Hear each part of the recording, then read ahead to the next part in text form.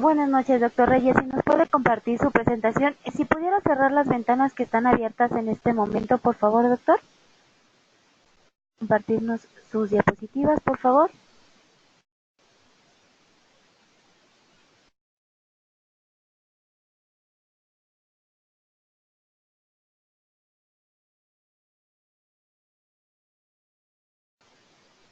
Perfecto, doctor, muchas gracias.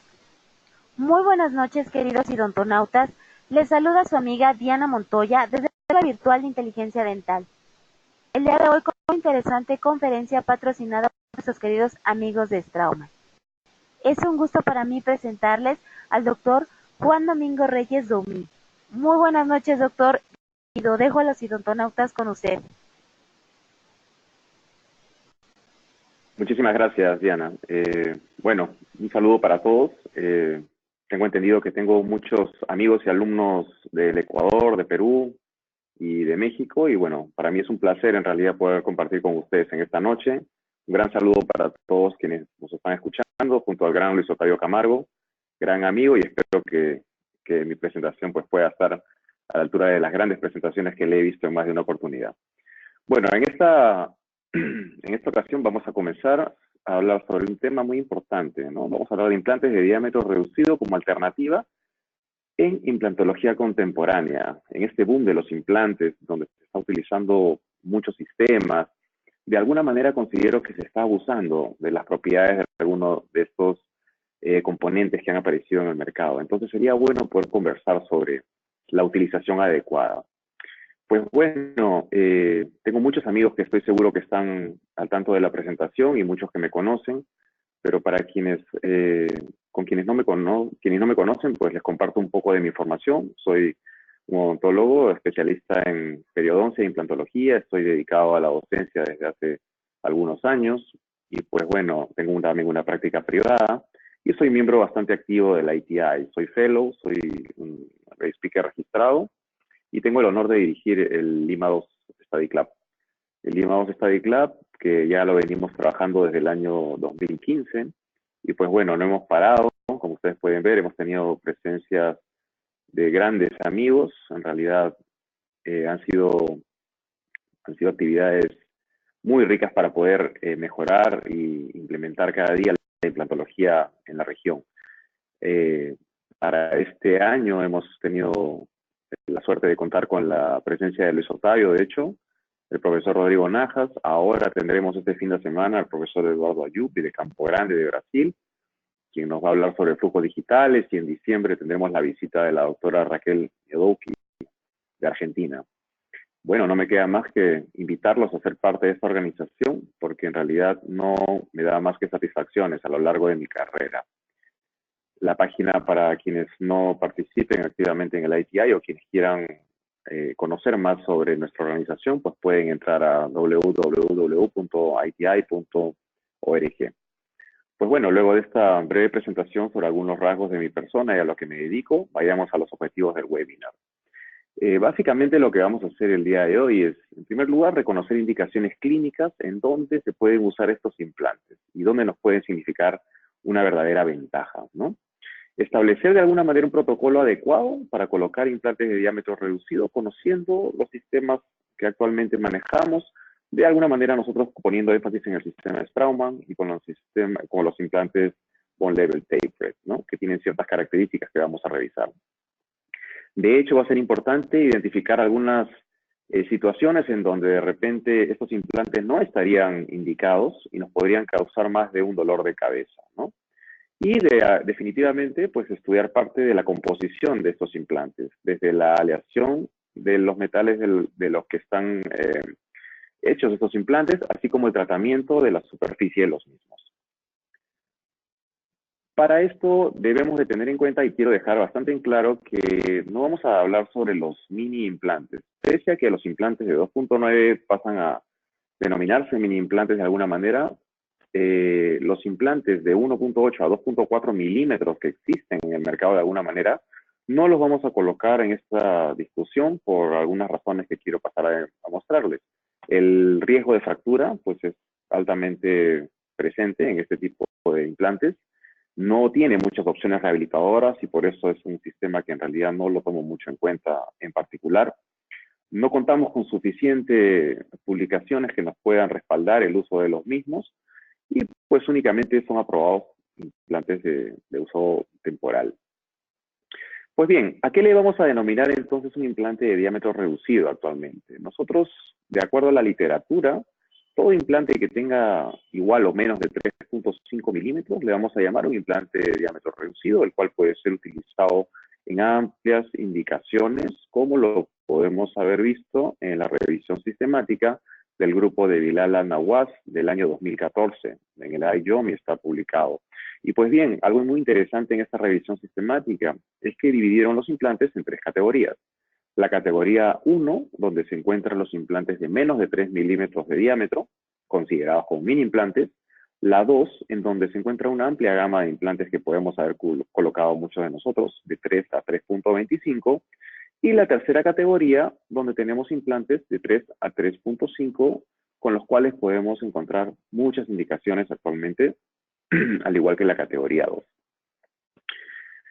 Pues bien, dentro de estos implantes, como habíamos mencionado, tenemos una amplia gama. En el mercado encontramos de todo tipo. Tenemos implantes de tipo, incluso tissue level, de diámetro reducido, ¿no? Como tenemos implantes diseñados para quedar al nivel del hueso. Entonces, muchas veces la preocupación del clínico es ¿por qué utilizar un implante de un diámetro tan pequeño en una zona donde tal vez estéticamente no nos vaya a favorecer? Pues para quienes pensamos de esa manera o quienes piensan de esa manera deben de tener en cuenta que Straumann cuenta con un implante de 3.3, pero la plataforma, al igual que el implante de 4.1 y 4.8, es de 4.8 milímetros de diámetro. Entonces tiene una emergencia mayor a lo que representa el diámetro del implante, por lo cual nos puede ser muy útil para utilizar en situaciones extremas, inclusive en implantes en el sector posterior, en zona de premolares y molares. Es un implante altamente aceptado. Pues bien, ¿cuáles serían las indicaciones para la utilización de los implantes de diámetro reducido? Básicamente he dividido en 4 aspectos importantes. En primer lugar, la indicación quirúrgica. Todos tenemos casos en los cuales tenemos rebordes alveolares que son de alguna manera estrechos y nos limitan para poder trabajar. Para poder evitar algún tipo de cirugía extra o cirugías de aumento o injertos en bloque, pues es una buena indicación. La cirugía definitivamente es menos extensa y el tiempo quirúrgico es disminuido. De alguna manera, de la misma manera, las indicaciones restauradoras, pues implantes que son indicados básicamente para dimensiones que son estrechas, ¿no? Desde el punto de vista protésico. Económicas, definitivamente el costo va a ser reducido porque nos disminuye la cantidad de cirugías y son implantes que son muy bien tolerados por los pacientes. Desde el punto de vista biológico, pues también porque podemos utilizarlo en pacientes adultos mayores y pues podemos evitar hacer tratamientos de tipo regenerativos previos, ¿no? Podemos utilizarlos en tamaños mandibulares reducidos. Entonces son productos que en realidad nos brindan amplias ventajas en comparación a recurrir de repente a otras técnicas quirúrgicas. Dentro de las recomendaciones clínicas, pues vamos a saber que están aplicados en una variedad de situaciones, como ustedes pueden haberlo visto ya en su práctica diaria, ¿no? Dientes unitarios en el sector anterior son ampliamente tolerados y sobre todo áreas edéntulas donde la dimensión es relativamente estrecha, ¿no? El típico caso de incisivos laterales o antero-inferiores. Ojo que es muy importante tener en cuenta y tener mucha cautela con este ítem. Un implante no siempre va a ser una solución para un caso de dentulismo. De hecho, van a haber casos en los cuales vamos a tener espacios tan limitados o una intolerancia de un paciente, para lo cual nos va a ser una mejor solución utilizar un puente de tipo adhesivo. Van a ser mucho mejor tolerados. Tengamos mucho cuidado, porque nosotros no siempre vamos a estar en capacidad de ofrecer implantes para algunos casos. No todo va a ser implantable. De hecho, hemos visto casos de Irina Taylor con puentes adhesivos que tienen más de 10 años y pues van bastante bien, ¿no? Entonces, no todo es implantable. Van a haber casos en los cuales pues no vamos a indicarlo. Dentro de otras recomendaciones clínicas, pues vamos a ver áreas de falta de espacio por un desplazamiento dentario, áreas de premolares con coronas de tamaño premolar y rebordes posteriores relativamente estrechos, como este caso que en algún momento más allá en la presentación lo voy a mostrar, ¿no? Definitivamente, cuando consideramos colocaciones de implantes, tenemos que respetar el espacio interimplantar que va a haber, que tiene que ser de 3 milímetros o más. A veces tenemos sistemas de implantes que ofrecen colocarlos con una mayor proximidad, 2.5 o 2 milímetros, sustentando que son conexiones de tipo Morse o que no van a perder el hueso, pero es muy peligroso. Lo preferible sería respetar. Y si no tenemos esa posibilidad de tener los 3 milímetros de distancia interimplantar, pues muchas veces una mejor alternativa para nuestro tratamiento, pues va a ser de repente un implante con un cantilever para no tener problemas. Estos casos también van a ir bastante bien sin ningún problema. Entonces, revisado estos puntos, vayamos a ver parte de la literatura, que es la que sustenta la utilización de los mismos. En muchos estudios prospectivos que se han hecho en los últimos años, pues la tasa de supervivencia es bastante alta, es de más del 95% en la mayoría de casos. En la relación de estudios que les estoy mostrando, básicamente hay un estudio, el último de abajo, que muestra un 84%, pero es básicamente por haber sido hecho en sobredentaduras soportadas por 3 implantes, que es algo que sabemos que no es pues una indicación de las más ideales en nuestro caso, ¿no? Pero la mayoría de casos de tipo prospectivos, la tasa de supervivencia bordea el 95%. De la misma manera, en estudios retrospectivos que se han realizado, tenemos una alta tasa de supervivencia, desde estudios con coronas unitarias hasta incisivos mandibulares múltiples o carga inmediata o retardada, ¿no? Entonces, luego de haber visto parte de la sustentación de por qué utilizar estos implantes, conozcamos un poco sobre lo que es la biología en estos casos. ¿Qué es lo que ocurre luego de la pérdida dentaria? Pues un remodelado óseo, que es altamente conocido por todos nosotros, y una reducción de la tabla ósea vestibular. Esta reducción en sentido anteroposterior y hacia palato o lingual nos va a causar muchas veces ciertas depresiones. Y esa reducción bucopalatina nos puede significar todo un reto a la hora de considerar colocar un implante en situaciones normales o un implante de diámetro regular. Entonces, muchas veces en lo que pensamos es en una cirugía de tipo reconstructiva. Las cirugías de tipo reconstructivas tienen sus pros y contras. Es un tiempo quirúrgico más, muchas veces tenemos una área dadora que nos puede traer algún tipo de dificultad, la morbilidad que pueden tener, la molestia que puede causar en el paciente y, pues, como lo menciono, tal vez no bien aceptados por los pacientes, ¿no? Muchas veces el implante de diámetro reducido pues puede reducir estas necesidades siempre y cuando esté colocado en una localización protésicamente guiada, ¿no? Y un injerto óseo en simultáneo, como lo viene predicando Busser desde los años 90, pues va a ser altamente tolerado si es que es aplicado un buen protocolo regenerativo en simultáneo con la colocación de los mismos, ¿no es cierto? Ojo que tenemos que tener mucho cuidado. El grosor de ese reborde que normalmente se da en este sentido ápico linguo palatino nos puede traer problemas. Normalmente cuando intentamos colocar implantes, sobre todo en el sector anterior, nosotros intentamos tener una emergencia de tal manera que la restauración puede ser de tipo atornillada. Sin embargo, la disposición demasiado bucal nos puede traer cierta dificultad por considerar que el implante debe quedar en el medio del reborde. Y no necesariamente así, como ustedes pueden observar en el gráfico, si yo quisiese hacer una restauración de tipo atornillada, pues aquí tendría un problema por la emergencia del tornillo. La ubicación o la guía protésica, la orientación protésica que debe tener mi implante, la correcta orientación protésica es la que me va a favorecer para poder obtener el atornillado de la futura corona. Sin embargo, muchas veces voy a tener que optar por un implante de diámetro reducido y, como mencioné anteriormente, una regeneración ósea simultánea o un aumento de reborde para obtener la emergencia deseada, ¿no? Debemos de ser muy cautelosos a la hora de manejar implantes de diámetro reducido, porque de hecho fueron introducidos para resolver situaciones clínicas desfavorables de alguna manera, pero tenemos que tener cuidado. Los implantes de diámetro reducido originalmente utilizados en el mercado de titanio comercialmente puro, grado 4, pues tenían ciertas limitaciones y pues como ustedes pueden observar en la radiografía, se observan fracturas. Desde hace muchos años, autores como Chen vienen mostrando altas incidencias de fracturas de implantes de diámetro reducido cuando son utilizados de una manera poco ortodoxa. Tenemos fracturas que pueden ocurrir en diferentes situaciones y nos pueden, pues, definitivamente complicar incluso la remoción del mismo aditamento. Tengamos mucho cuidado, doctores, porque incluso esta es una imagen muy reciente, una cortesía del doctor André Cáceres, al cual le agradezco. Este es un implante fracturado en el momento de la instalación.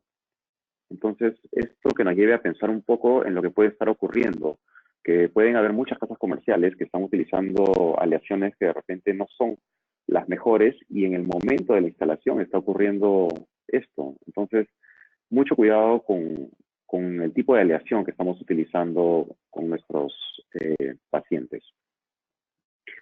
Es por eso que se vienen desarrollando combinaciones de metales muy importantes desde hace algunos años. En este caso, Straumann desde el año 2009 lanzó la aleación de tipo rock solid, que es una combinación de titanio con circonio en un porcentaje de 13 a 17% de circonio. ¿Qué cosa es lo que ocurría? El titanio de por sí es un material altamente biocompatible, pero no tenía la dureza necesaria para evitar la fractura, la cual el circonio le ha agregado al unirse. La buena noticia de esta unión es que, pues, son dos elementos que se encuentran en la tabla periódica muy cerca uno al otro y son, pues, ambos son biocompatibles. Entonces, se han utilizado con mucho éxito desde hace muchos años. Ojo que no debemos confundirnos en lo que es el zirconium con la circonia, ¿no? Porque es una forma cerámica y, pues, es otro elemento que en realidad no tiene mucho que ver con lo que estamos conversando. Pero el titanio y el circonio son, pues, dos metales que se comportan muy bien como unión. De hecho, ellos establecen una unión de tipo monofásica y actúa como si fuese un solo metal, ¿no? Esto permite un tratamiento de superficie de la aleación con las tecnologías conocidas hoy en día, que de eso es lo que les quiero comentar un poco, ¿no?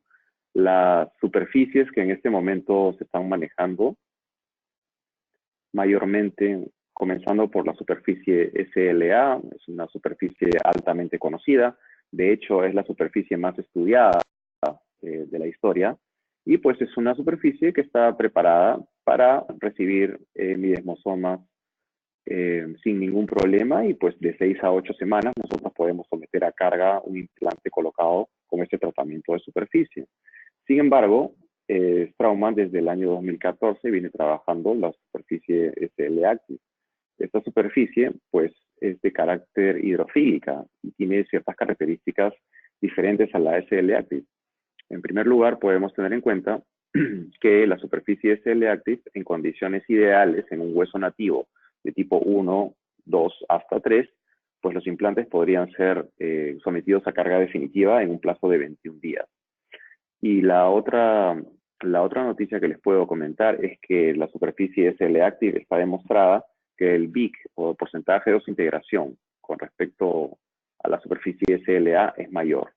Es considerablemente mayor.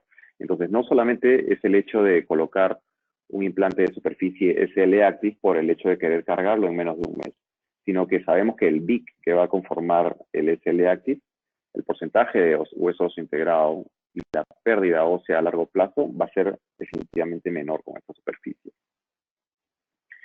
De la misma manera podemos revisar que la estabilidad secundaria que se empieza a dar normalmente a partir de la sexta o séptima semana con un implante de tipo SLA, pues la vamos a ver a partir de la tercera semana con un implante SL-Active, ¿no? Y de la misma manera, la cicatrización. La cicatrización es mucho más rápida con este tipo de superficies. Nosotros vemos que a partir de la cuarta semana, nosotros tenemos una cicatrización alrededor del implante de alrededor del 50%. Entonces, es un poco más rápida en realidad, comparada con un 30% de la superficie SLA. Alrededor del segundo mes, ambas superficies pues, se encuentran en un punto relativamente similar, ¿no? Pero definitivamente se está encontrando que la SL-Active pues tiene características que la hacen de alguna manera mejor, ¿no? Pues tener en cuenta también de que utilización de titanio comercialmente puro, a diferencia de utilizar titanio circonio con superficie SL Active, pues también se ha encontrado de que es mucho más favorable en lo que respecta a la osintegración, lo que estábamos mencionando, ¿no? El BIC y las características hidrofílicas de esta superficie, pues mejoran la actividad celular alrededor de los implantes, ¿no es cierto? Otra cosa que es importante es conocer que cuando comenzaron a aparecer los implantes de titanio, aluminio y vanadio para dar de alguna manera más dureza que los implantes de titanio comercialmente puro, pues estos implantes lo que mostraron fue un alto grado de corrosión. Entonces, por más que sean duros, por un lado, tienen mucha corrosión. Por eso es que nosotros actualmente preferimos, en realidad, entre estas opciones, manejar una aleación de titanio circonio, ¿no? Pues de la misma manera, al hacer comparaciones entre titanio grado 4, comercialmente puro, y el rock solid, pues también se ha encontrado de que la fuerza de tensión es mucho más favorable esta, utilizando esta aleación. Entonces, son muchas las razones en realidad para las cuales podemos aplicarlo. Voy a comenzar con este caso, cortesía de mi amigo Leandro Núñez, donde vamos a utilizar implantes de diámetro reducido en el sector anterior, luego de haber visto las características de los mismos y las indicaciones. Pues es una paciente en la cual, como ustedes pueden observar en la tomografía, con una alta pérdida ósea, y la verdad que lo que había que aplicarse en este caso, pues era un protocolo de tipo 2. Técnica que viene utilizando el grupo de Berna desde ya hace muchos años. De hecho, en el año 2003 y en el año 2008, en los consensos ITI, pues ellos comenzaron a establecer los tiempos de colocación de los implantes. Esto es todo relatado ampliamente en este artículo que les estoy compartiendo, que proviene del año 2017, ¿no? En donde dicen cuándo debe ser el momento adecuado para colocar los implantes inmediato, cuándo hacerlos tempranos y cuándo hacerlos un protocolo convencional. Entonces, básicamente, cuando nosotros tenemos pérdida ósea, cuando tenemos un fenotipo blando, cuando tenemos suficiente hueso, pues una buena opción es un protocolo de tipo 2. Esta tabla simplificada que ustedes pueden observar en el lado derecho del año 2008, pues fue mejorada para el año 2017, donde está mucho más desmenuzada, si la podemos llamar de alguna forma. Y en el tipo 2, que es el caso de la paciente que les estoy mostrando, pues encajaban todas las características de la misma, ¿no? Tabla vestibular dañada, suficiente hueso en sentido apical, y pues el protocolo sería un colgajo abierto para poder hacer una regeneración en un segundo paso, ¿no? Esto, ojo, que es considerado un procedimiento de tipo avanzado. Luego de hacérsele la exodoncia de la pieza 2.1 a la paciente, pues a las 8 semanas de cicatrización regresa. Obviamente no ha habido mayor crecimiento del hueso. Lo que sí se ha obtenido es una ganancia del tejido blando. Ese tejido blando, de alguna manera, ayuda para nosotros poder hacer un reingreso y poder levantar un colgajo a espesor total, pese a que el defecto óseo se mantiene a ese nivel, pues se puede optar por colocar un implante de 3.3 sin ningún problema, dadas las condiciones de estabilidad primaria, y de hecho el implante nos queda pues dentro de un defecto al cual se le puede hacer una mejoría. Básicamente se hace una técnica sándwich, donde con un raspador, un bone collector, ¿no? Bone scraper o bone scraper lo denominan, de la Jufridi, pues básicamente colocamos en una primera camada hueso autólogo.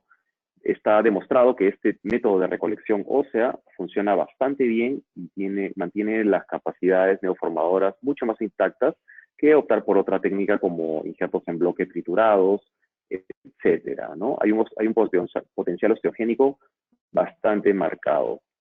Luego de colocar el hueso autólogo, se le coloca básicamente el biomaterial de elección, mezclado probablemente con sangre, para posteriormente hacer una técnica de doble capa de membrana reabsorbible, un cierre del colgajo por primera intención, y pues al final, básicamente lo que obtenemos es, en resumen, esto. Es un concepto quirúrgico en el cual primero colocamos el hueso autólogo para cubrir la superficie expuesta del implante.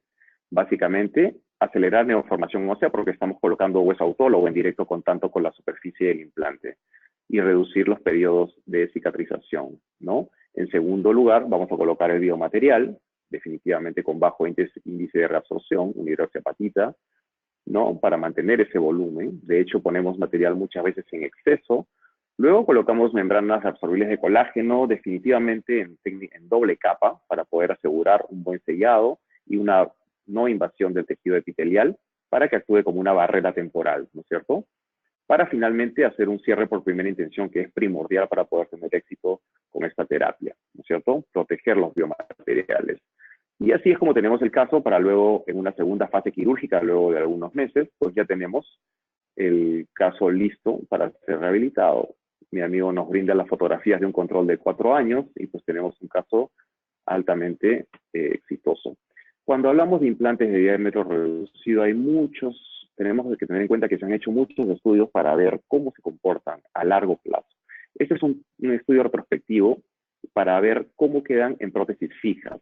Y ustedes pueden observar aquí que se utilizaron diferentes marcas y al final lo interesante de esta publicación es que las razones de problemas con estos implantes básicamente están relacionados con la fractura de tornillos o infecciones, mas no mencionan fallas del implante en sí. O sea, no hay fractura del implante, por llamarlo de otra manera. Es muy difícil que estos implantes puedan fracturarse. Básicamente, los únicos implantes que fallaron en este estudio pues fueron implantes que habían sido colocados de conexión externa, donde una pérdida de tornillos o aflojamientos pues es mucho más frecuente que en otro tipo de conexiones, ¿no es cierto? Entonces, habiendo revisado lo anterior, podemos concluir de que la decisión de usar estos implantes o un injerto junto con el implante de diámetro regular, se debe tener en cuenta factores de riesgo de cada paciente, ¿no? Lo que no está normalmente relatado en estudios disponibles. Es lo que nos cuenta la revisión sistemática. Ahora, recomendaciones clínicas para la consideración de colocar el implante con regeneración en simultánea u optar por una regeneración en primer lugar. Sabemos que para colocar un implante necesitamos una tabla ósea vestibular de 1 milímetro por lo menos. Ahora, los injertos pueden ser necesarios cuando no tenemos ese milímetro de hueso y podemos optar por un implante de diámetro reducido de alguna manera. ¿En qué caso haremos un injerto previo a la colocación del implante? Cuando vemos que el implante no va a poder ser colocado en una posición tridimensional o no vamos a obtener una traba. Es por eso que debemos de tener en cuenta cuál es el grosor mínimo para trabajar con un implante de diámetro reducido. El implante de 3.3, que es un implante altamente utilizado, hagamos una matemática. Si yo quiero colocar un implante de 3.3, ¿cuánto necesito de tabla vestibular? Necesito 1 milímetro y necesito de medio a 1 milímetro en el sector palatino. Entonces, si considero el diámetro del cuerpo del implante, voy a hacer toda esta suma, lo cual me va a dar un total de 4.8 milímetros en sentido bucopalatino. Ese es el área mínima que yo voy a necesitar para poder colocar un implante, probablemente sin la necesidad de hacer un injerto en simultáneo, aunque vamos a optar siempre por reforzar sobre todo el aspecto vestibular. Ahora, normalmente los casos que nosotros nos llegan a la consulta son como los que pueden ver ustedes en la imagen del lado izquierdo. Son casos en los cuales hay una reabsorción en sentido bucopalatina bastante marcada, y entonces debemos hacer la misma matemática. Si yo quiero colocar un implante, debo considerar el medio milímetro a 1 milímetro de porción palatina, pero si tengo este defecto, por lo menos debo considerar el radio del implante. ¿Por qué? Porque ese radio del implante es el que me va a asegurar que este implante va a trabarse. Una vez que está trabado y teniendo la seguridad que tengo un defecto colector, pues puedo proceder a hacer una regeneración ósea en simultáneo. Entonces podemos tener en cuenta que con esta cantidad de hueso disponible, podemos nosotros animarnos a colocar un implante sin tener mayor problema. Lo que necesitamos es el dominio de los biomateriales y el dominio del tejido blando. En cuanto a la morfología de los implantes de diámetro reducido, el macrodiseño ha sido siempre muy importante. Se sacaron estudios en los cuales se consideraba la forma del implante, cómo debía ser la forma. Y básicamente en este caso, en este estudio del 2011 se dieron cuenta que inclusive el implante Bone Level de Straumann, en comparación de implantes cónicos de otras marcas, no tenía la misma estabilidad. Es por eso que se optó por sacar colocar el implante de tipo bone level tapered o un implante de tipo cónico, ¿no? En la última revisión sistemática del grupo de Al-Nawaz han dejado en claro algo muy evidente, de que los implantes de categoría 1, los que son los más delgados, se pueden comportar peor que un implante estándar o de diámetro estándar. Entonces debemos de tener mucho cuidado a la hora de considerar la colocación de los mismos. Entonces, el implante de 3.3 sí tiene amplias categorías, amplias indicaciones en comparación a los otros. Veamos un caso muy interesante donde podemos observar una atrofia considerable en sentido bucopalatino en el sector mandibular, en el cual básicamente lo que vamos a observar es un protocolo como el que mencioné en la animación, perdón, creo que me pasé, donde vamos a colocar el implante, vamos a regenerar unas cribas alrededor, vamos a colocar hueso autólogo, el biomaterial, la técnica de doble membrana, y pues al final vamos a obtener resultados buenos. Es un implante de 3.3 en zona de molar, los cuales muchos podríamos cuestionarlos, pero teniendo en cuenta la aleación y el material que estamos utilizando, pues va bastante bien. Un follow-up de 1 año, donde podemos ver que se comportan bastante bien, y pues un seguimiento de la última imagen de 5 años, en donde vemos que no ha habido mayor pérdida porque ha habido un buen tratamiento. Quiero mostrarles un caso de una paciente de 24 años a la cual se le colocó un implante de diámetro reducido. Esta paciente estaba sistémicamente no comprometida, llegó en agosto de este año y pues nosotros estábamos considerando colocar otro tipo de implante. El problema es que la dimensión y la indicación de los implantes de 2.9 es limitada con relación a considerarla en áreas como canino, como es el caso de esta paciente. Pero vayamos contando la historia para poder entender un poco por qué optamos por lo que optamos en realidad. Straumann lanzó en el año 2014 el implante de 2.9 milímetros y es un implante altamente aceptado al día de hoy por muchas razones. En primer lugar, la indicación para la cual fueron fabricados estos implantes es para ausencia de agenesias de laterales o dientes anteroinferiores de lateral a lateral. El día de hoy, de acuerdo a la evidencia científica, es la única aplicación para la cual han sido elaborados. ¿De acuerdo? El protocolo de fresado, de acuerdo al tipo de hueso, también es bastante straightforward. Si, por ejemplo, nosotros tenemos un hueso tipo 4, no debemos exceder las 800 RPM. Entonces, es básicamente una sola fresa para luego insertar el implante, ¿no? Si tenemos un hueso tipo 1, pues también. El protocolo, de todas maneras, es bastante corto. Este caso de Elizabeth, que es nuestra paciente, nosotros quisimos optar por un flujo digital. Un flujo digital porque era un caso bastante complejo. Sabemos nosotros que el impacto digital que tenemos en este momento es muy fuerte y estoy seguro que Luis Octavio va a hablar mucho más sobre herramientas digitales en esta presentación. Yo quiero justificar este caso de esa manera porque era un caso bastante extremo y quiero compartirlo con ustedes de alguna manera. Optamos por hacer cirugía guiada. La cirugía guiada puede ser de 2 tipos, ¿no? Puede ser sin colgajo, con punciones en un tejido blando, y puede ser con un colgajo abierto. O sea, cirugía guiada no significa flapless. Puede ser con colgajo abierto cuando necesitamos, sobre todo, hacer regeneraciones óseas, etcétera, como es el caso de la paciente que les voy a mostrar, ¿no es cierto?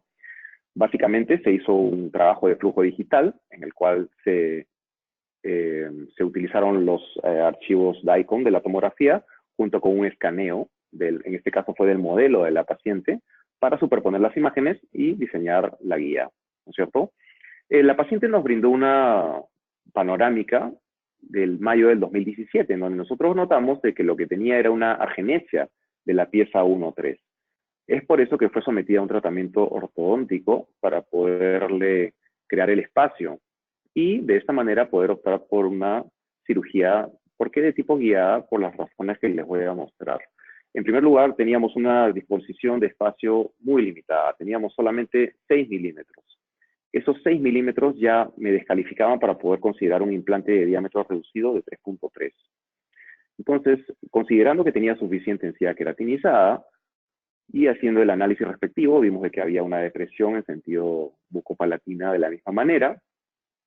Y pues haciendo el análisis tomográfico, nosotros vemos de que tenemos una raíz dilacerada en la pieza 1-4, lo cual nos acarreaba otro problema, porque a nivel apical era aún más estrecho el espacio para poder considerar la cirugía. Entonces necesitábamos ser extremadamente precisos. Ustedes pueden observar de que teníamos aproximadamente 6 milímetros y en sentido bucopalatino el espacio era bastante estrecho. Entonces, con la ayuda de Leandro, y diseñamos el caso, utilizamos, ustedes pueden ver en las líneas amarillas, lo que es el escaneo del modelo, junto con los archivos DICOM de la tomografía y la selección del implante. Para la selección del implante, estábamos entre un protocolo atornillado o un protocolo de tipo cementado, considerando las limitaciones óseas en este caso. Entonces, básicamente, a la hora de nosotros considerar este caso, lo que hicimos fue definir un protocolo de tipo cementado para poder seguir un eje adecuado y no poner en riesgo la futura restauración que podía tener nuestra paciente. Al final optamos por hacer una cirugía guiada de este tipo. Luego se seleccionaron los anillos adecuados. Básicamente el único anillo que se podía colocar en este espacio es el anillo de 2.2. Básicamente lo que quiero decirles es que solamente se utilizó una fresa para colocar el implante y nada más. Se diseñó la guía en el programa Codiagnostics de Straumann, altamente recomendable. Se realizó la impresión de la guía y luego de la misma, pues la prueba de la guía, en la cual podemos ver que no había pivoteo, había estabilidad, realizamos unas ventanas de confirmación del asentamiento de la guía, para finalmente nosotros hacer una incisión de tipo supracrestal con una liberante por detrás del premolar. Confirmamos las medidas que teníamos tomográficamente, la limitación del espacio, y el protocolo de fresado pues fue básicamente este. Una fresa, el bone scraper lo utilizamos nuevamente para recolectar hueso autólogo y colocarlo como una primera etapa. Utilizamos fosfato de calcio bifásico, un tipo aloplástico en este caso, en el caso de Elizabeth. Utilizamos una membrana de pericardio de porcino, la membrana Jason, que es muy buena en realidad, la recomiendo. Y pues básicamente un protocolo de un cerrado por primera intención.